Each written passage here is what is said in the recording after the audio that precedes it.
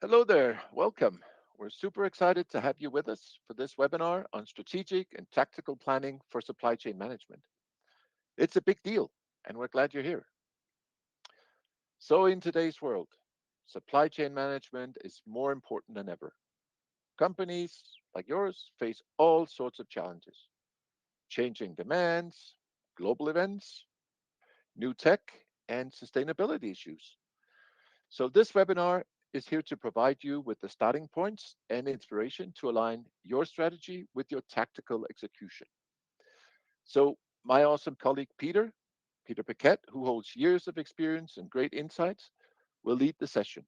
He will dive into the key parts of supply chain strategy, like forecasting, managing inventory, building relationship with your suppliers, and dealing with risks.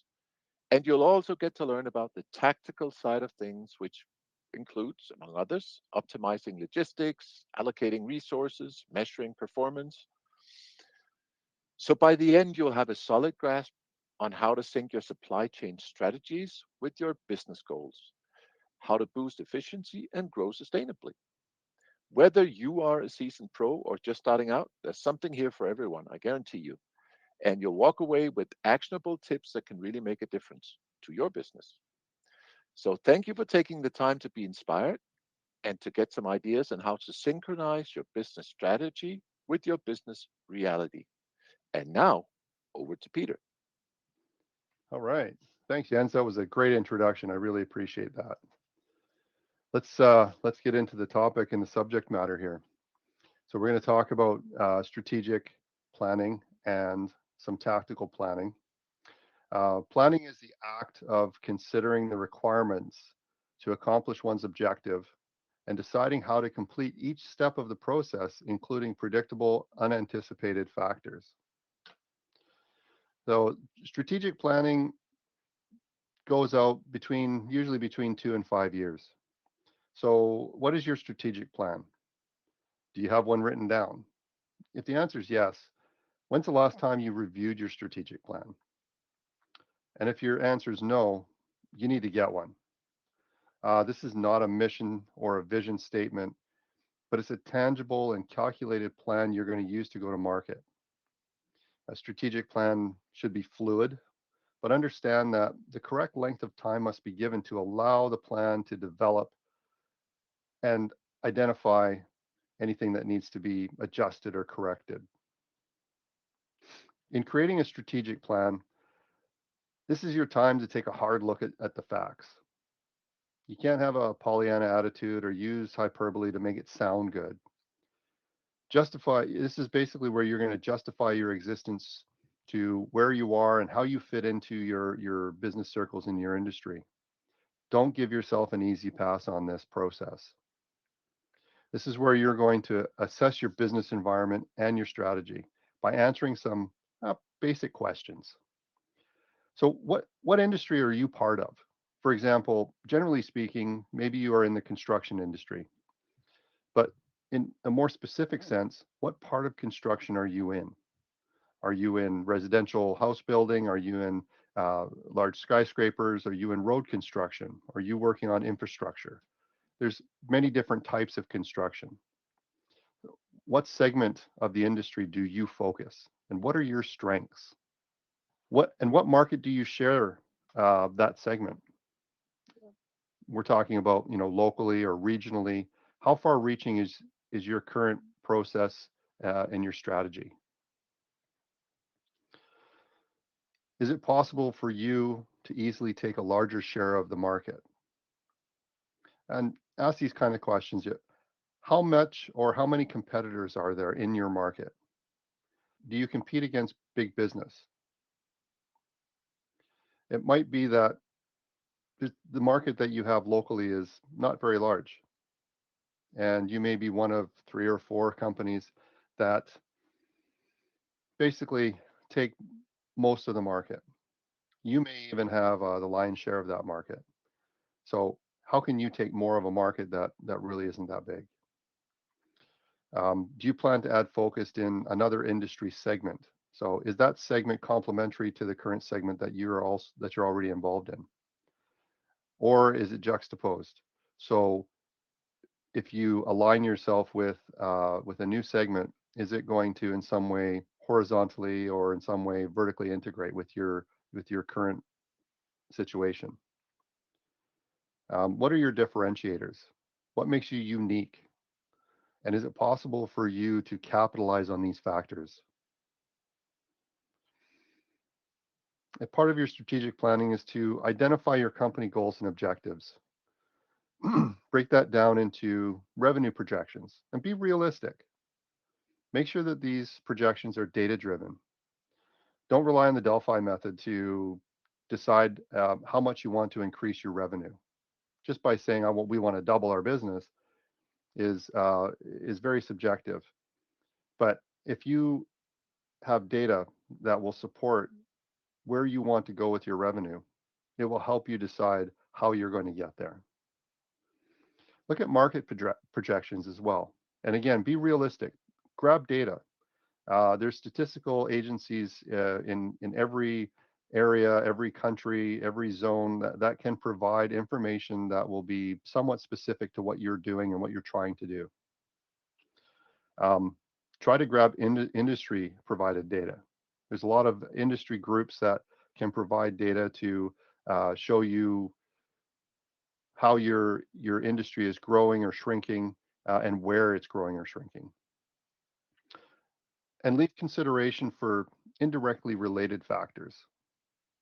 So things like in your specific industry, some of the supply, where the supply comes from, and how that might be changing, how that industry might be changing, or if you have multiple lanes of supply, how are the lanes actually working? And then there's technological changes. So think about what you actually need as part of your strategic plan, not things that you would like to have or want, or don't make your strategic plan necessarily about the technological changes, unless you work in technology, of course. But technological changes will require capital expenditure. So will that be required for you to proceed with your strategy? And where can this come from? Where are sources of capital available to you? The other part is, can you maintain the new technology?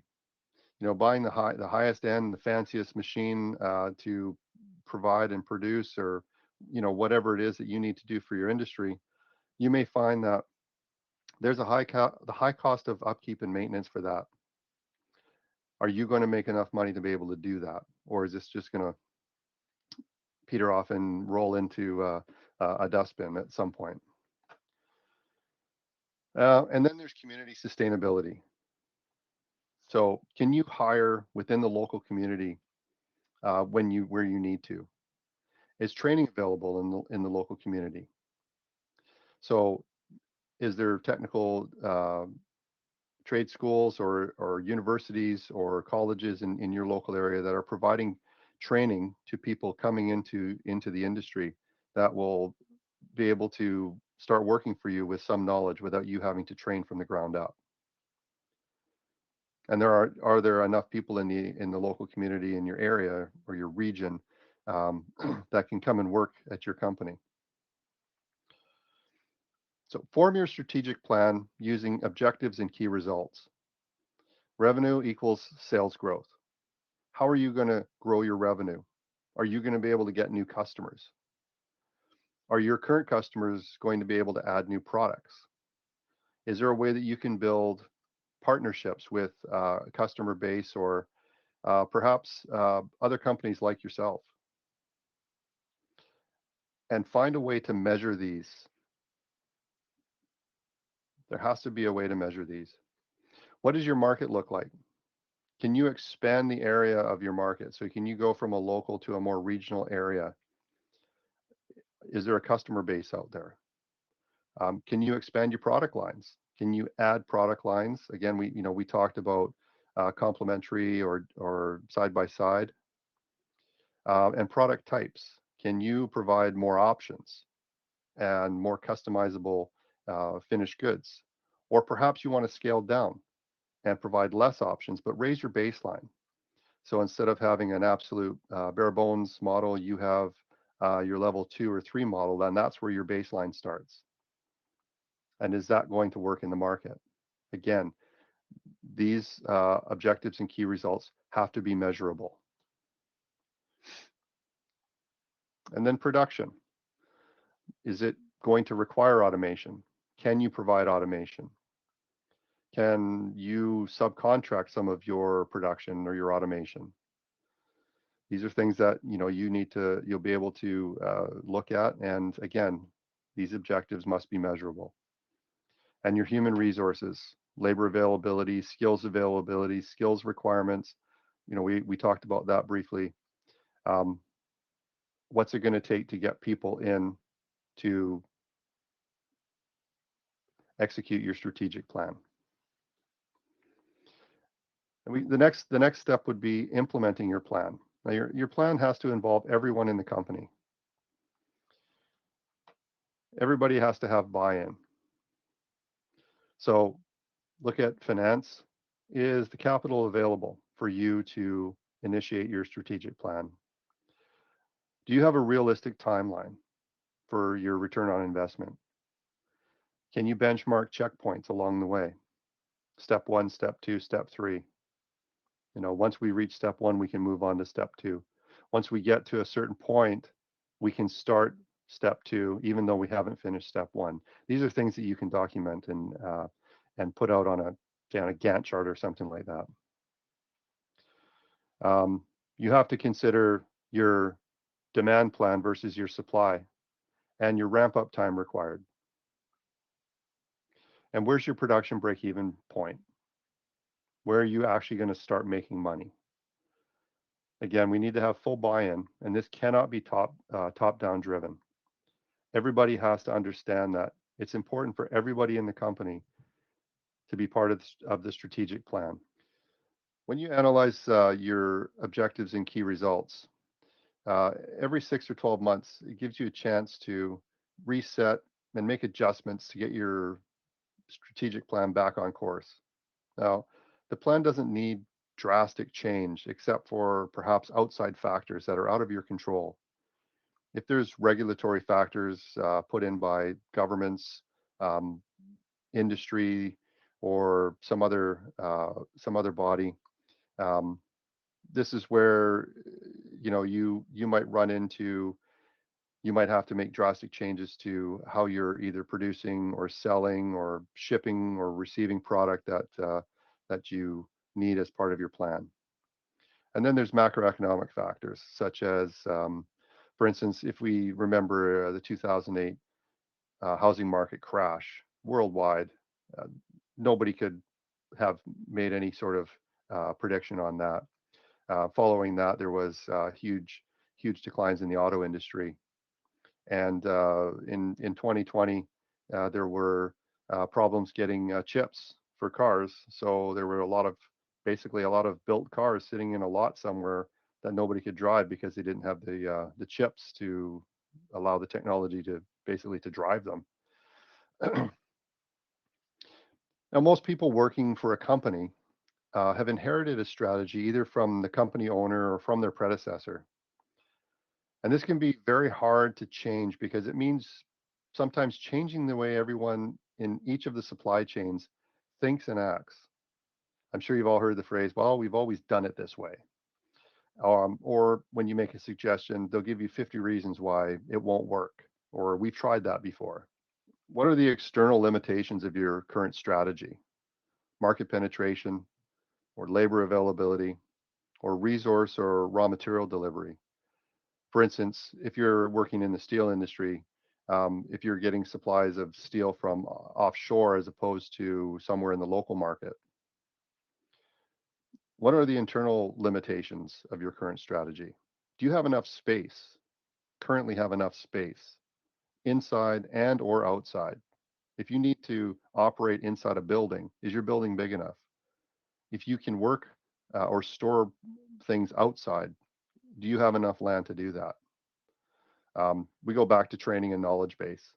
Is there internally, never mind going out to hire new people, do you have the ability within your walls right now to do your expansion on your strategic plan? Are there any market entry restrictions that might be imposed upon you? inbound or outbound costs, regulatory requirements. Do you require specific licenses or certifications as a company, or even within the employees of the company in order to do what it is you're trying to do? Are there any economic or other market conditions that might limit you in executing a strategic plan? And how can you work within these limitations and restrictions? Ask yourself, if you can find a way to do that, is your plan still viable? If that answer is yes, then we can proceed. If it's no, then we need to go back to the beginning and revise the plan. We need to rethink the plan. So if your answer is yes and we're going to proceed, then we're going to start talking about how are we going to execute this plan. And that's when we start talking about some tactical planning. So in a tactical plan, your purpose is to break down into actionable steps everything from the strategic plan. Provide answers to the questions that we talked about going through the strategic planning process. Now, in addition, there are going to be more questions to answer. So, for example, what's your demand plan? We talked about revenue. We talked about revenue and sales. That's your demand. So, how are you currently equipped to deliver your strategy to market? You need to figure out how much you need to have or make to sell and when it's required. And you need to include all your product and service lines in a lineup with some type of forecast. Now keep it at a high level, at product family level. Don't get down right down into the nitty gritty of the products. Keep it at a higher level. How are you going to produce these families of products? What are your customer requirements? So do you have um, actual demand from a customer base somewhere that can tell you we're going to use this much or need this much? Or is this a marketing? So you're coming in with a new product that may be like a product that you sell, but you're going to come in with a new product, say, the new iPhone or something like that. And how are you going to go to market and sell this product? And then you're going to be able to figure out how many you need to have out there so that you can uh, supply the customers. So having strategic partners is going to be important. We'll talk about supply in a second, but you're having strategic partners, vendors to create supply lines and also provide supply options. Where are your vendors? Local vendors, regional vendors, national vendors, or maybe they're offshore. Strategic partners with customers. I don't mean necessarily a retail customer or anything like that, but distribution partners. How is your product going to get through from you to the retail consumer? There has to be some sort of distribution method. If you're selling direct, that's probably different, but that creates its own tactical planning. And then we have your supply plan. So how will you deliver the goods, so to speak? What's your production plan? So depending on how you decide to go to market, you may use in supply chain speak a chase method or a level production method or a hybrid of the two. Or you may decide that you need to subcontract some of your production, whether it be components or finished goods production. And where will you supply from? Are you going to supply from local, regional, national, also onshoring? Are you going to look for supply offshore? And so you need to determine the costs of both of those. And where will you manufacture or distribute from? Are you in the right location now? Will you produce every component in house? Or will you buy out or subcontract components to um, offshore or somewhere locally? And then question yourself, what is the ownership of the design specs? Do you own that? Are you going to buy something from another company, a subcontractor that they own the design specs? What are the capacity agreements? What is their capacity? If you're subcontracting or if you're buying out, what is their inventory? If they have 10,000 units to sell, or they can produce 10,000 units, but you only want to buy 8,000, what happens to the other 2,000? I mean, that could end up going to a competitor of yours. So you need to make your capacity agreements, and then your regional agreements as well. If you're buying or subcontracting some of those components, or if you're subcontracting the finished good, are you going to be the only company in your area that's selling or distributing that product, or regionally, or nationally even, or is that product going to end up on a shelf with somebody else's name on it as well, right beside yours? So do you have the capability right now? What's the cost of entry and upgrade? Are you the right size for the projected volume? And what are your capacity constraints right now? Do you have the machines and equipment to do the production that you are trying to plan for? And what's the time to tool up? So if you need to tool up, if you need to buy a new machine, how long is it going to take to get that machine?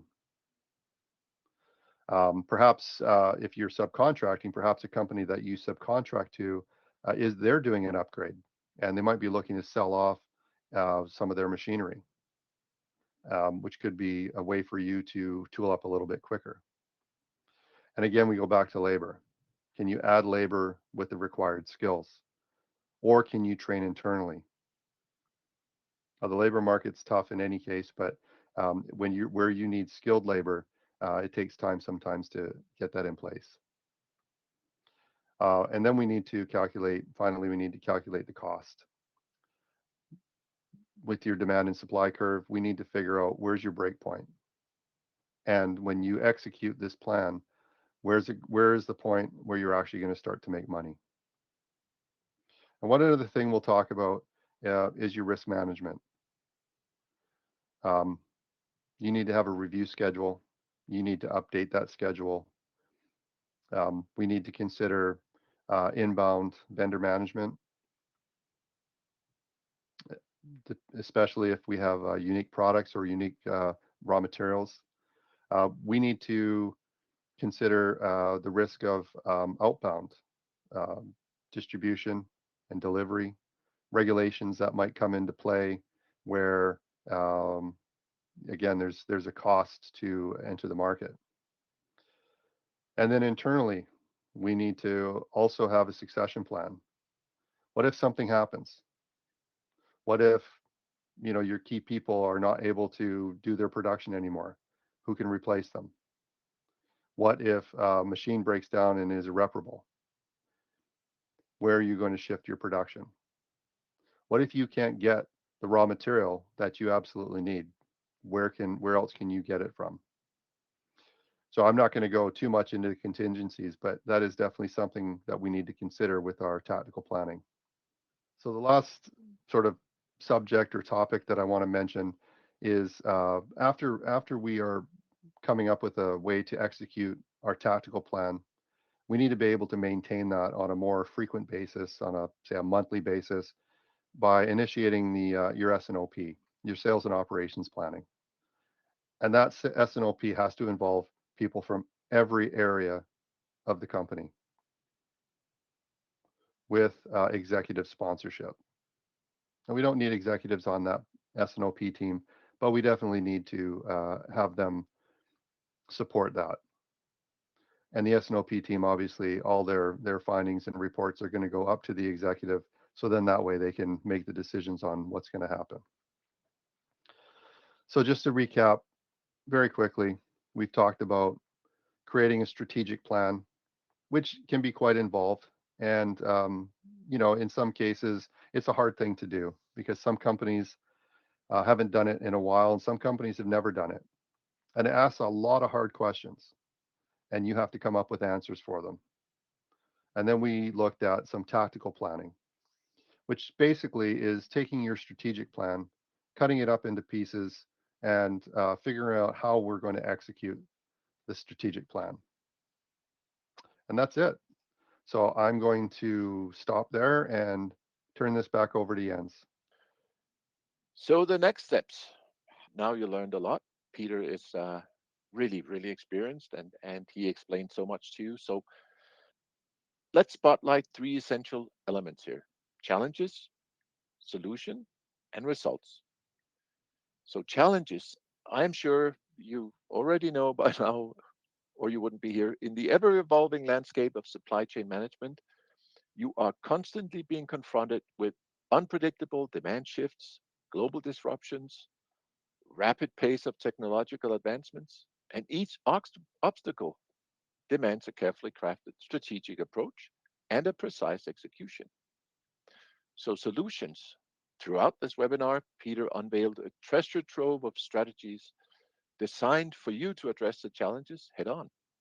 So, by perfecting your forecasting methods, streamlining inventory management, cultivating strong or stronger supplier relationships, and fortifying your risk management practices, you can build an unshakable supply chain. So, on the tactical front, optimizing logistics, smartly allocating your resources, and employing meticulous performance measurement are crucial for bringing your strategy into life. And under results, I would like to say that when your strategic vision aligns seamlessly with your tactical execution, the results for your business can be transformative. You will expect to see heightened efficiency, a harmonious synchronization between supply chain operations and your overarching business goals, and long term growth. So, the insights and practical tips shared by Peter today are crafted to empower you, propelling your supply chain management to new heights. So, on behalf of Peter and myself and Quicksend, we sincerely appreciate your participation in this and hope we have sparked some inspiration. Every change starts with a conversation, and we are here to have that conversation with you and with your team. So I will say, don't hesitate to contact us. You will see that on the following slide to schedule a session, and we will help you embark on your journey towards a more resilient and more efficient supply chain. Remember, strategy and tactical execution needs to be aligned. Maybe it was time to have a sit down, have that conversation with Peter or one of our other colleagues here, and figure out how we can help you improve and win what you're setting out to do for your business goals. So, thanks again. And on behalf of Quickson, thank you for your time.